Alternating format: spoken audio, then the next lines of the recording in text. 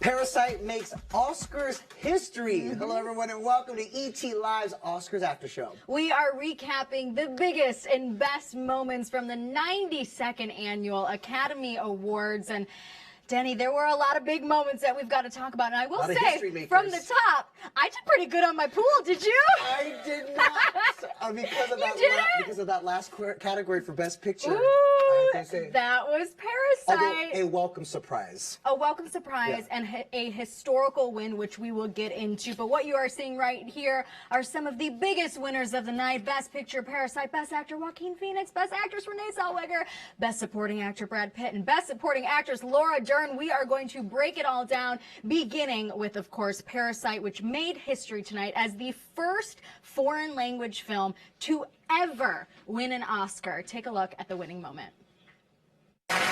And the Oscar goes to Parasite.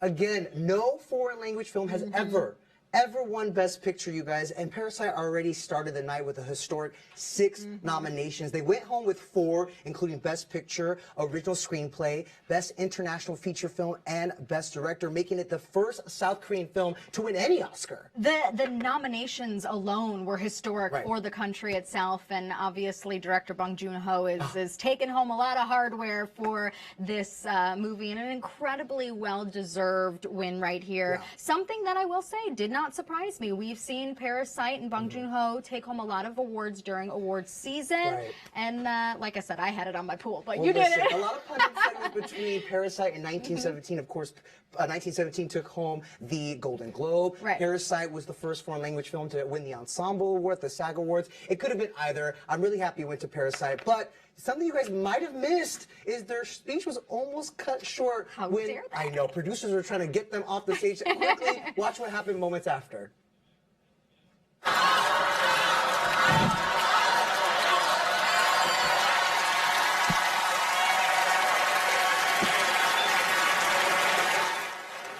Give them their time. This is their moment. And that's why Tom Hanks is a national treasure. He literally led the crowd to get them to put the lights back on so they can finish their winning moment and their speech. The show was already running over, so what's a couple extra seconds? Come on. Plus, it's a historic moment. A historic win. And a huge win for South Korea. I mean, there's some serious hardware going to the country. But obviously, it was also a huge night for Bong Joon-ho, who, by the way, I know we've been talking about Brad Pitt all award season, but Bong Joon-ho has literally captivated audiences with his speeches, including... He's funny, Dan. He is so funny. In fact, in case you missed it, here is a look at his first speech of the night.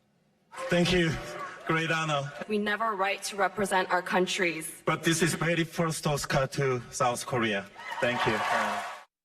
Very first Oscar for South Korea, and what I loved about that speech in particular, that was for international feature. He also said he was ready to drink.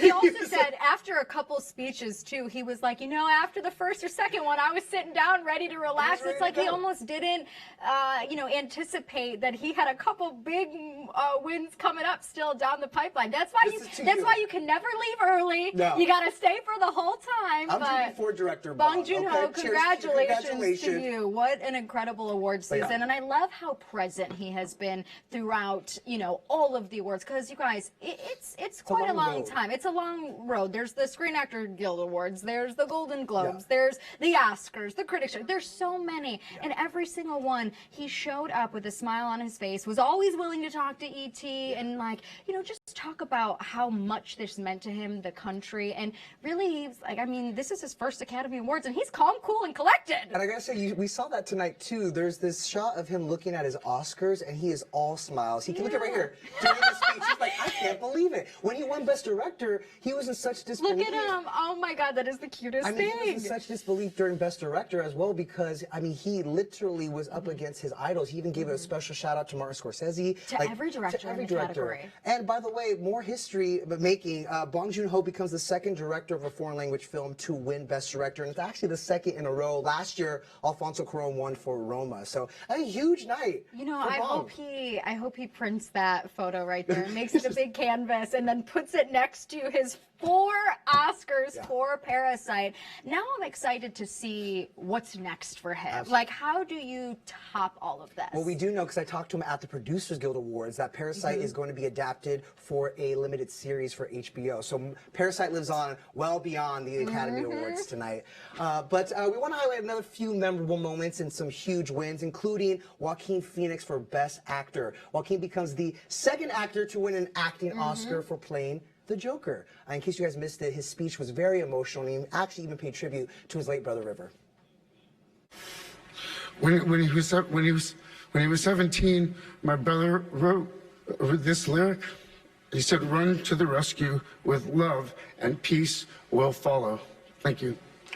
Obviously a very emotional moment for Joaquin right there. You could kind of almost see the tears in his eyes. Obviously, you know, River, his brother, passed away in 1993, and you know, that's not lost on him to take advantage of that moment to remember him in this special light that he has now. And then also, obviously, Joaquin, we've seen it time and time again throughout award season, that it's not lost on him that he has this opportunity to use his platform, to use his time, although it may be limited, on a speech at a major award show to bring awareness to different issues and, you know, things in our environment and our climate that he wants to address. Yes, in our culture and society.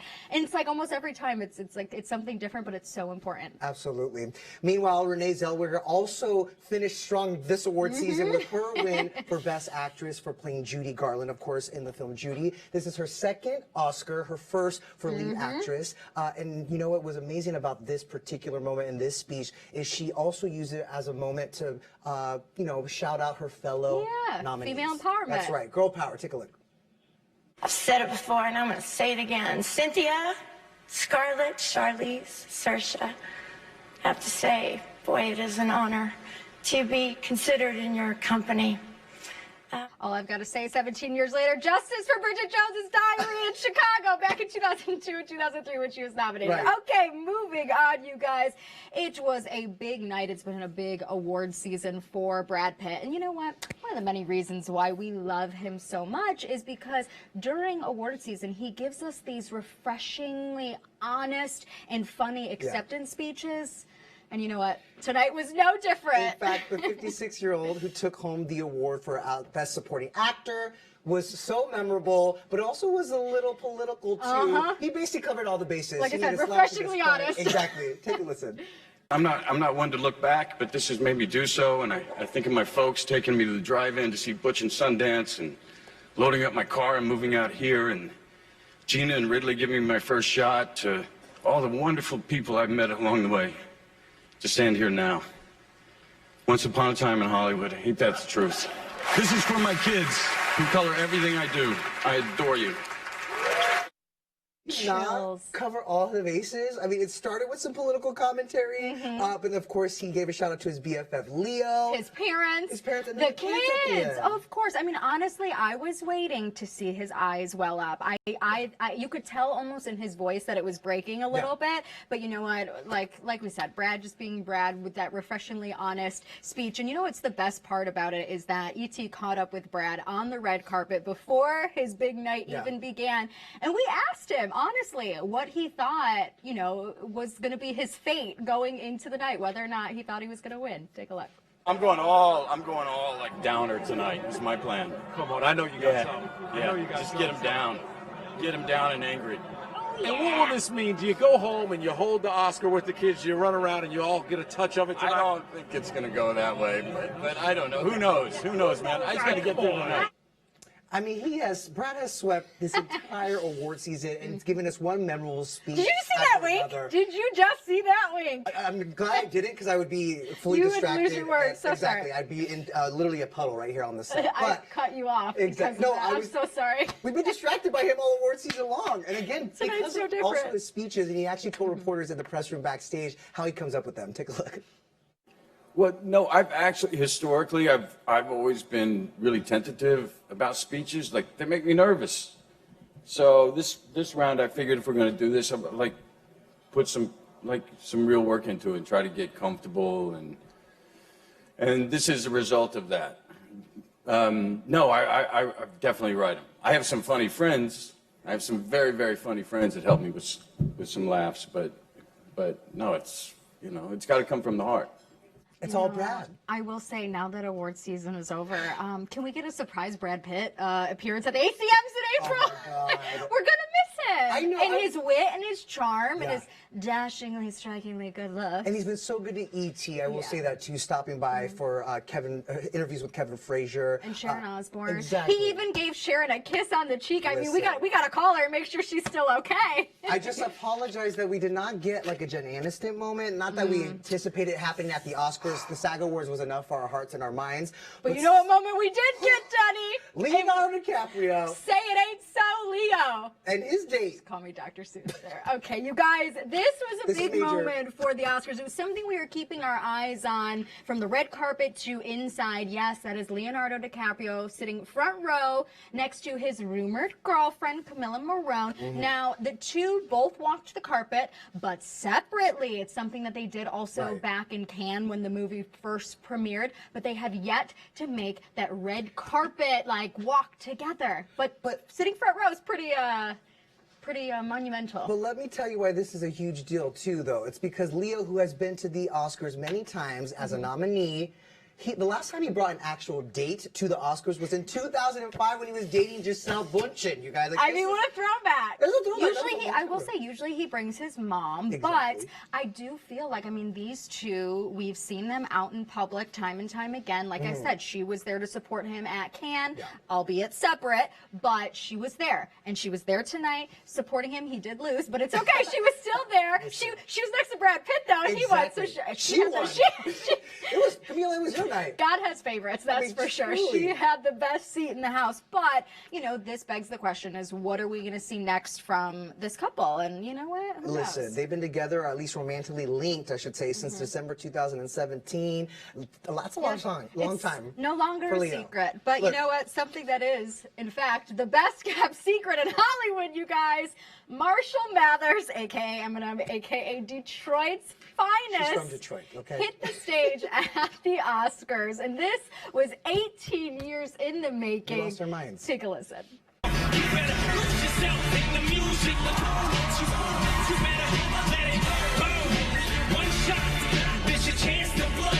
They really threw us off on this one. No one knew that Eminem was going to be performing tonight. Literally, when he was rising from the stage cast, I swear I actually yelled out loud. Same. I There's people in my screamed. office.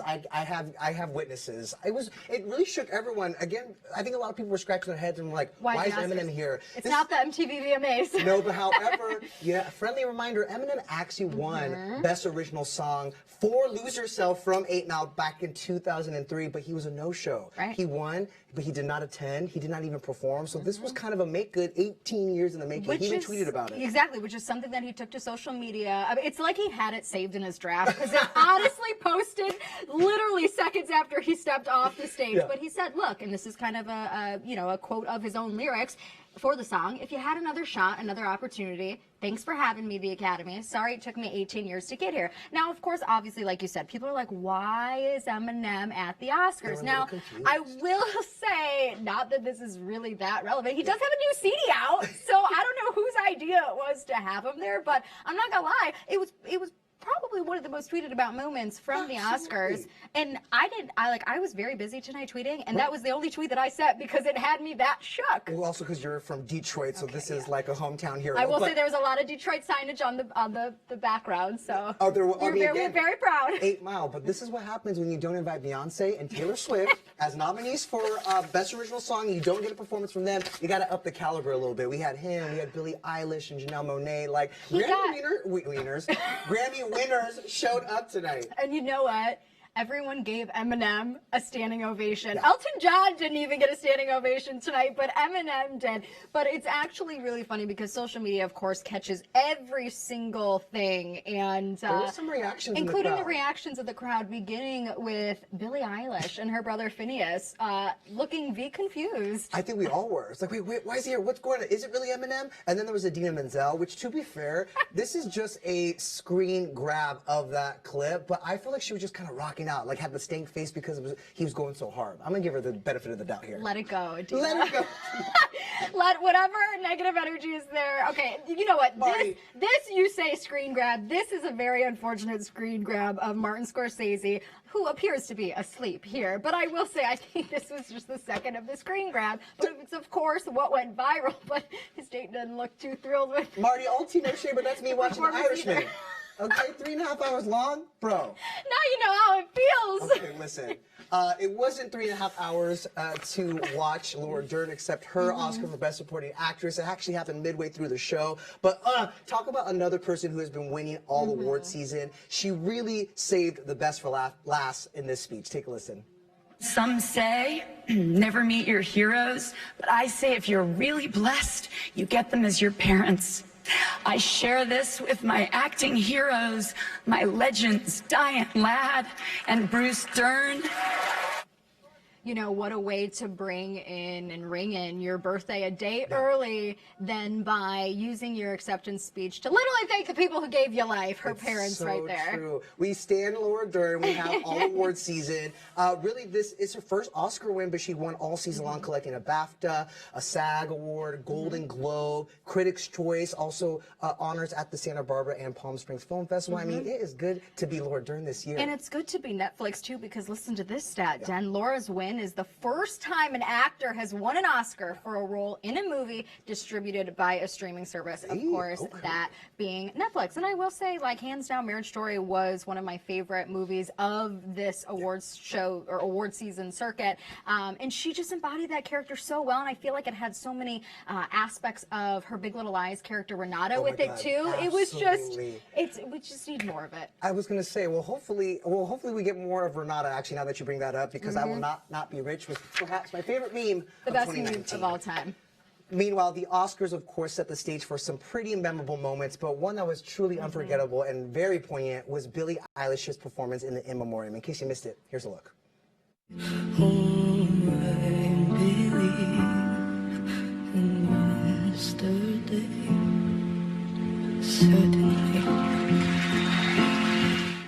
Chills. You know, we've known for quite some time now that Billie was going to be performing at the Oscars. Obviously, people assumed it would be the In Memoriam just because she has that striking voice. And it wasn't until this morning, hours before the red carpet, that Billie took to social media to confirm that she was, in fact, singing the In Memoriam segment. And it was going to be a cover of a song that she's always loved and held close to her heart. Yeah, she sang a cover of the Beatles yesterday, and this is, again, fresh after her own sweep at the Grammy Awards. But they actually kicked off the entire In Memoriam segment with a tribute to the late Laker legend and also Oscar winner Kobe Bryant, here with one of his own quotes: "Life is too short to get bogged down and be discouraged. You have to keep moving. You have to keep going." You know, obviously the memorial for Kobe is set for later this month here in Los Angeles, and it's something that, you know, from the Grammys to the Oscars to everything in between, it is something that is weighing heavy on a lot of hearts of people in that room, especially who knew him, who have worked with him. Obviously, he is a former Oscar winner himself for his animated short Dear Basketball. And it wasn't that long ago either. It wasn't that long ago, exactly. And so tonight, you know, of course, all eyes were on, you know, who's going to pay tribute to them, how are they, to him, how are they going to pay tribute, in what ways? And one of them that was really special, I think, was Spike Lee, by using his outfit, literally his, from head to toe, his honor to Kobe with his look here. Spike rocked a custom purple Gucci suit with, of course, Kobe's jersey number stitched on there, and also even his sneakers. He wore the Nike Kobe 9 Elites. Okay, so from head to toe, he wanted to pay homage to someone he's also worked with too. Meanwhile, Matthew A. Cherry, a former NFL player, he actually won tonight for Best Animated Short, the same category that Kobe won in 2018, and he actually dedicated the award to Kobe too, saying this award is dedicated to Kobe Bryant. May we all have a second act as great as his was. Of course, we are keeping Kobe and all those who passed in that helicopter crash in late January in our thoughts and prayers. And More of our coverage of the 92nd Academy Awards right after this break. Don't go anywhere.